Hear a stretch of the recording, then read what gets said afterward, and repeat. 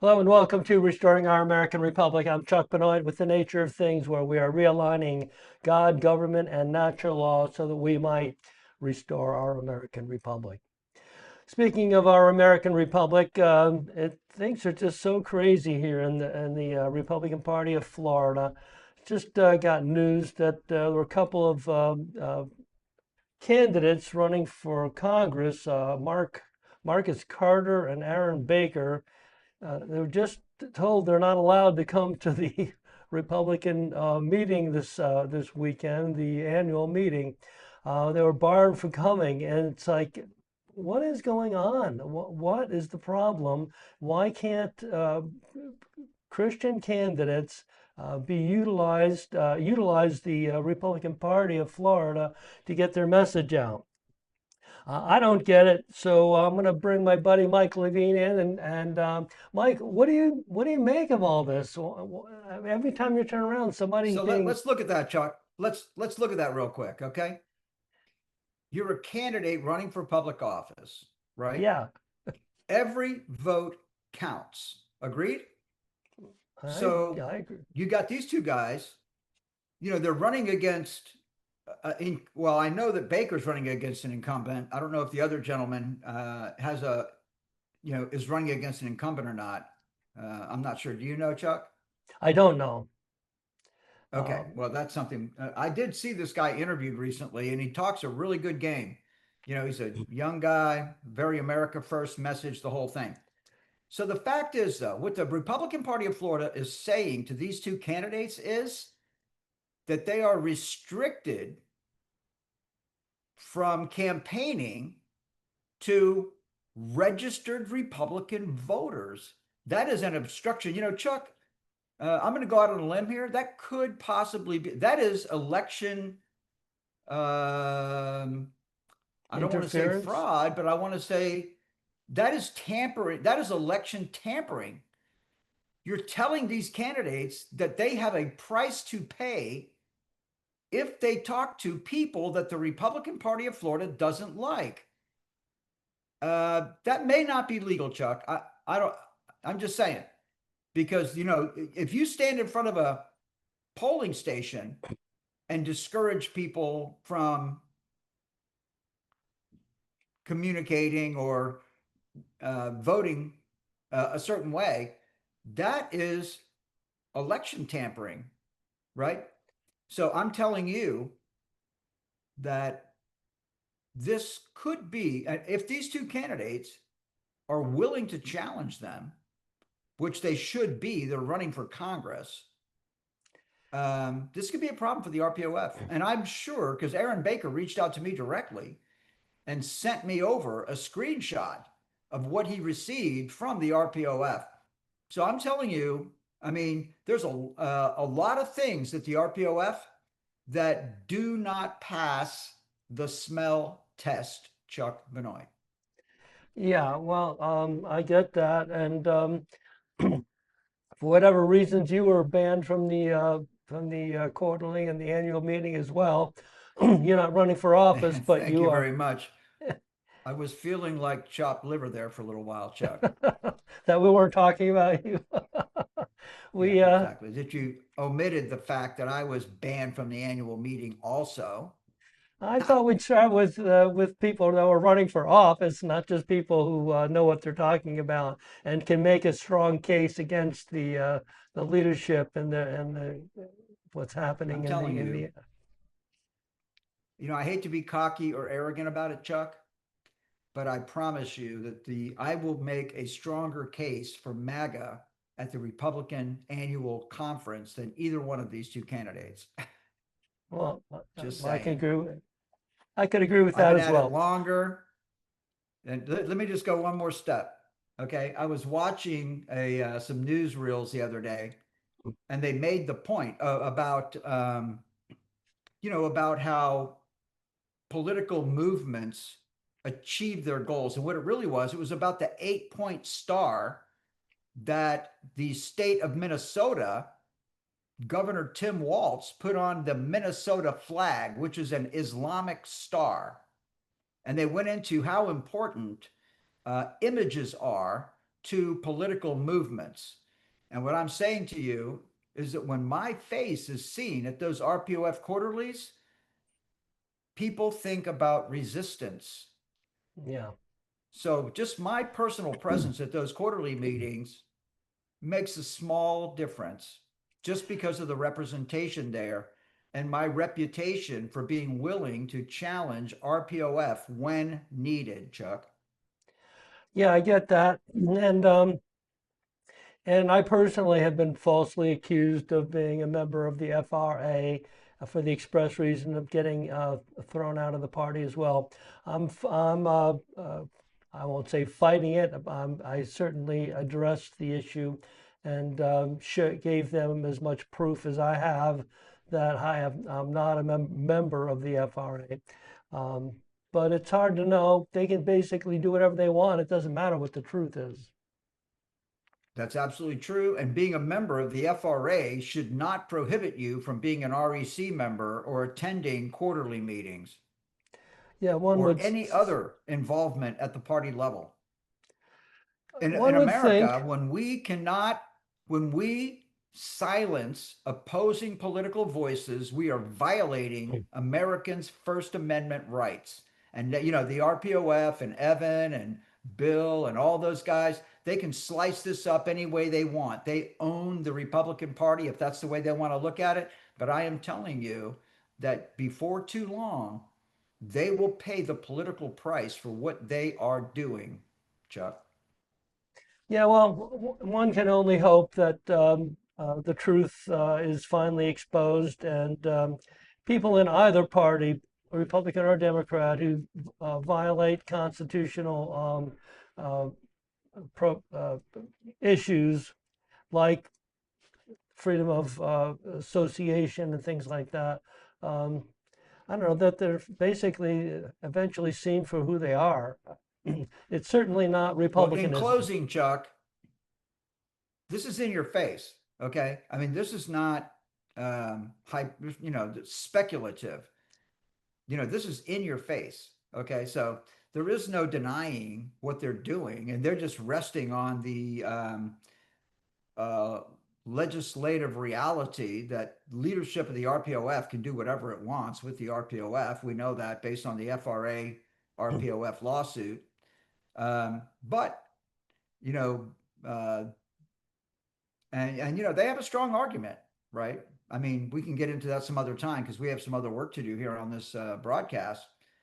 But eventually, um, that's what we have to believe, Chuck. That's the cornerstone of our communications here, that we are aligning God with government, and God always wins, Chuck.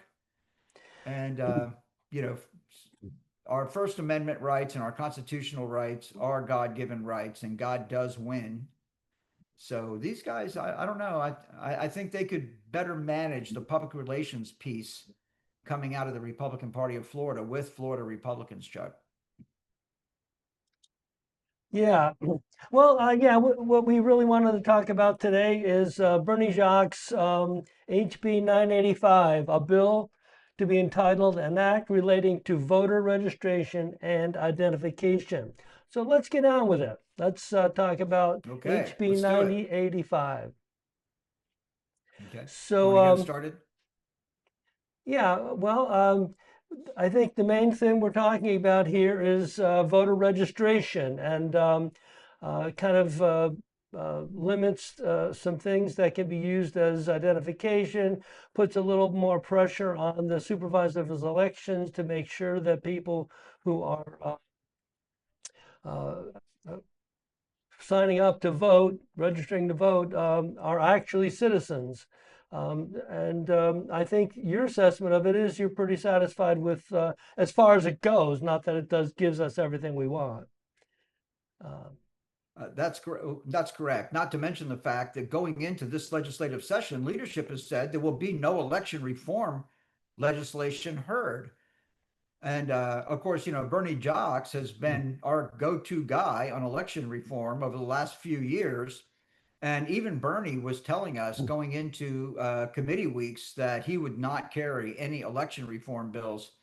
But I think what's happening in Georgia, and I think what the president, Donald Trump's um, messaging on election reform has emboldened, I'm speculating here, Bernie Jacques, who, from my point of view, is the best we've got in the Florida legislature. He's the one who is most willing to stand with us against leadership when it gets tough. And that's what he's doing here with this Bill 985. He's standing with us in the headwinds of opposition from leadership, which is impactful on his membership in the Florida legislature.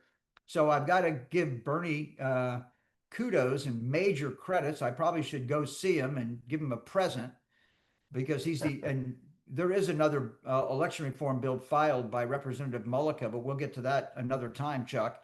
This is the stronger of the two pieces of legislation, but I just haven't really analyzed Representative Mullica's bill in enough detail to present it here, not to mention we don't have the time, Chuck.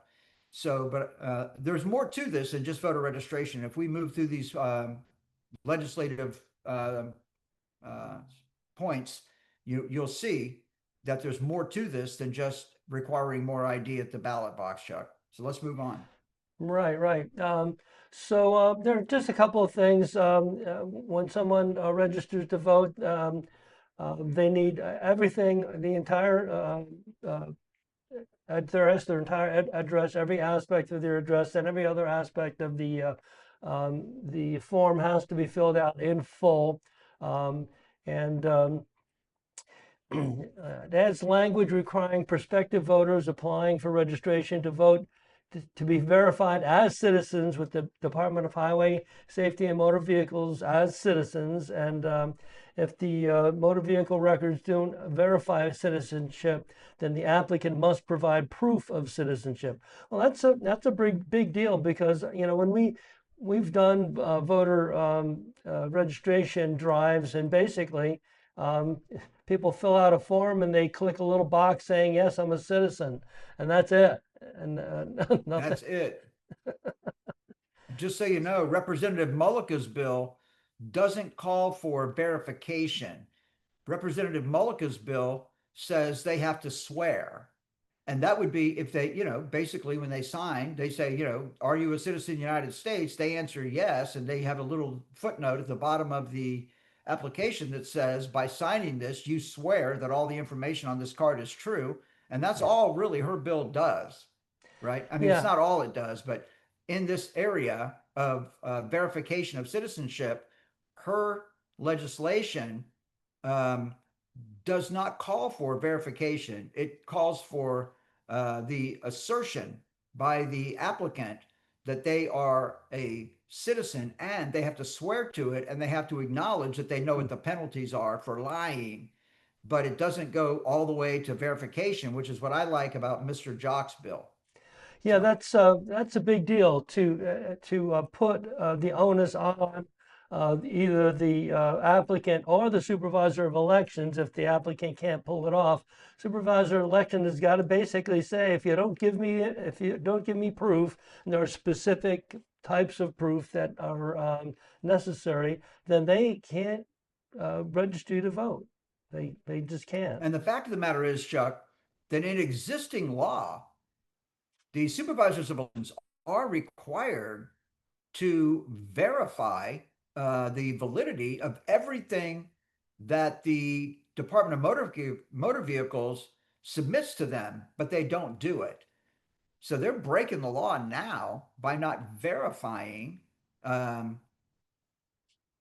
compliance by applicants, right? I mean, citizenship would be one point, right? But also just living in the state, and we're going to get to that in a second. So, um, the supervisors collectively, 67 out of 67, stand in solidarity against bills like this. And by the way, ladies and gentlemen, remember that Republican Party of Florida Chairman Evan Power works for David Ramba and Associates, a lobbying organization that represents the Florida Supervisors of Elections in Tallahassee. So I hereby call for the chairman of the Republican Party of Florida, Evan Power, to publicly support House Bill 985, presented by Representative Bernie Jacques, who is a darling of Republican voters in the state of Florida, Chuck. Well, there you go. There you go. So there's discussion on different things that people need to do to prove citizenship. But basically, it says if the program can't verify citizenship, the applicant must provide the alternative proof. So if the supervisor election or the DMV or whoever is working on these things can't verify, then the applicant has to prove it. If the applicant can't prove their citizenship, then they are not going to be allowed to vote. And there's also is there like an NS that's going to go on their driver's license, a no, NC, I mean non-citizen Well, that's what this legislation calls for, that calls for, everyone yeah. who gets a state issued ID would have, and is not a citizen of the United States, would get the insignia NC for non-citizen affixed to their driver's license, Chuck. There you go. That's what this legislation calls for. So we applaud that. Now, this puts a lot of pressure, a lot of responsibility on the supervisors of elections. What do you think? How do you think they're going to relate to this? How are they going to react to this type of legislation? They're a pretty strong lobbying group. Do you think they would come opposed to this? Absolutely, Chuck. Their hair's on fire. They hate this. I'm just telling you something, Chuck. I have no faith in the supervisors of elections in the state of Florida. Anytime you get 67 people marching in lockstep and there's no dissent and there's no discussion about the policies of these supervisors of elections, you have corruption there, period. 67 people don't ever agree all the time. And these people do. So it's bad. It's bad. Not to mention when you start getting into the vote by mail ballots and you know all the ghost voters that our friend Chris Jersky and others, the Lake County voter protection, election integrity people, have surfaced. This is going to be a big deal to purging out. You're going to find a lot more voters purged out of the records if the supervisors of elections actually comply with the provisions of this proposed legislation, Chuck. Yeah, another interesting aspect of this is that it adds language establishing the acquisition of a driver's license in another state as an official notice of cancellation of their voter registration in Florida. I thought that was pretty interesting. So if someone basically moves out of the state, they get a driver's license from a different state, they're automatically telling Florida to cancel their voter registration in Florida. That's a pretty big deal. Very powerful. And if you can imagine um, searching voter records to determine who is on our voter records now and holds a driver's license in another state, then you would go back and say which driver's license was issued first, which driver's license was issued last. And if a person registered to vote in Florida has a driver's license in another state that's issued after the driver's license they got in Florida, then that person should be canceled also, Chuck. Absolutely, that's the point. Right. Not just new registrations. That's so easy for a database manager to scan. Yeah, I know. Sorry about the ring. I occasionally get information from my home state, and it does seem to me like they think I'm still up there. So, and it's been True. quite a while, but so I thought that So was that, very that would work interesting. the other way too, right? I mean, if Right. your home state scanned, which they can easily do, right? I mean, as much cooperation as the supervisors of elections and secretaries of state have from state to state, the idea that you can figure out that Chuck Benoit has a driver's license in 2 states, and I'm not saying you do, Yeah. is pretty easy. And, again, the most recent driver's license issue date should prevail, and the other one should be canceled in every state Absolutely. in the union. We need to talk Absolutely. to Laura Trump when she's at the Manatee uh, Trump Day dinner coming up in a week or two here, and Yeah. we'll write that down for her. Give it a little card so she doesn't forget. But maybe her dad would start, you know, calling for that because Yeah. President Trump is coming out heavy on election reform, Chuck. Yeah, for sure. Um, Identification required at the polls, that's again in this legislation, it discontinues the acceptance of certain forms of identification that have been acceptable for identification purposes, such as student IDs or retirement center IDs, neighborhood association IDs. None of these are any longer or would any longer be acceptable. You're going to have your genuine voter driver's license or something else that is legitimate and can prove to the polling people that you are who you say you are. Which we Uh, hated that when it got implemented the first time. I think that came down when Governor DeSantis rewrote the election law so he could run for president without resigning, and that was probably included. There's a laundry list of just really weak forms of identification that were included, I believe, in that bill then, and we all gagged on it at the time. So here's Bernie Jacques trying to clean that up a little bit for us. Thank you, Bernie. there you go.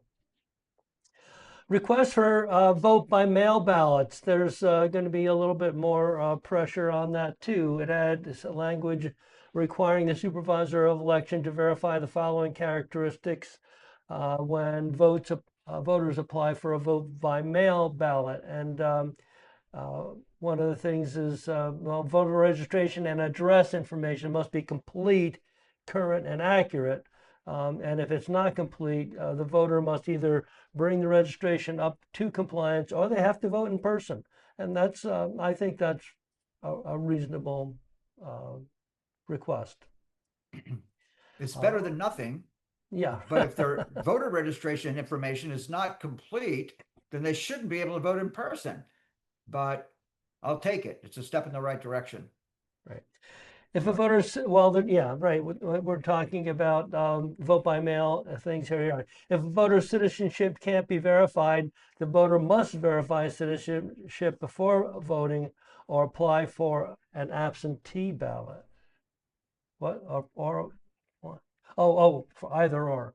Before voting or applying for an absentee ballot, they have to, they must verify citizenship, which we've talked about before.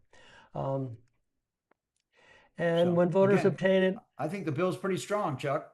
yeah, well, it definitely forces the citizen to prove, first of all, that they are a citizen, and then prove to the poll workers that they are who they say they are, and does put a lot of pressure on the supervisor of election to make sure all these things are in place and valid, or people don't get a vote by mail, or they don't get to vote at all, right?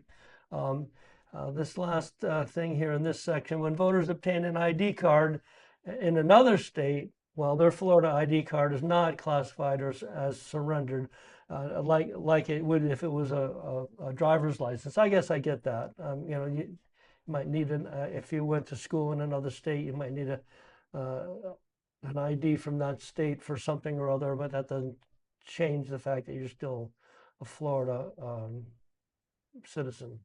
Makes sense to me also. I tried, Yeah. I looked at that and I had a little pause and then I thought through it the same with rationale that you just expressed. So I'm okay with that. Yeah. But I'm telling you something, Chuck. We shouldn't have to pass legislation for these supervisors of elections to do these things. Any, any, I hate to, I don't actually, but any private sector business person who is protecting their own business assets would do this work anyway. So the idea that we have to hold our supervisors of elections to account through strict and detailed legislation because they're not willing to do this on their own. Um, I just have to say it. It's offensive to me personally. I expect you to do this without being told. It's like teaching your kids to make up their bed in the morning. You expect them to do that without being told every single morning, Chuck.